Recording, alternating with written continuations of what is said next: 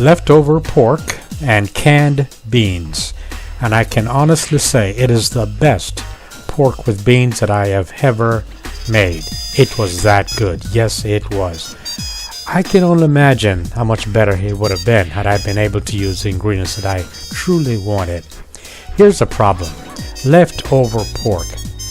So I bought this roast. I did roast it, but no matter what I do, I always have a lot left over. I cannot buy a roast small enough and I don't have leftovers. Anyway, at first I thought I would do beans with coconut milk. After all, beans cooked in coconut milk are the best. Then I decided, nope, I won't use the coconut milk. I will just use the dark red kidney beans with the pork. That was my decision, and I'm glad I did. I'm not too sure how it would have tasted with the coconut milk. Anyway, first things first. I did cut off a lot of the pork from the bone, and I did do my best in trying to have as much of it as I could. Here's my first error. I used granulated sugar instead of dark brown sugar. No matter. I added the sugar. I added enough sugar that I thought was going to be good. Vinegar, I added a capful of vinegar because I didn't want it to have an overpowering taste of vinegar. So a capful was really good enough, I thought.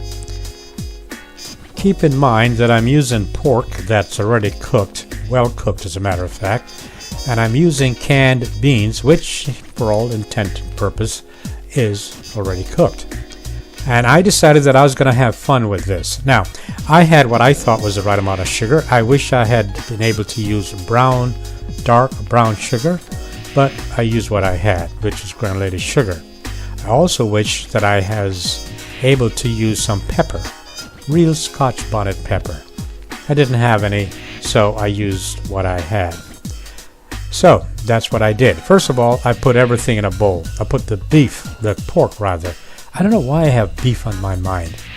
I put the pork in the bowl. And the next thing to do was to add the ketchup. Now, I added maybe half a cup of ketchup. Maybe a tad more than that. Simply stated, I just poured the ketchup in and mixed it around. And I use, as you notice, I don't know if you noticed the bottle, but I used store brand ketchup. Why not?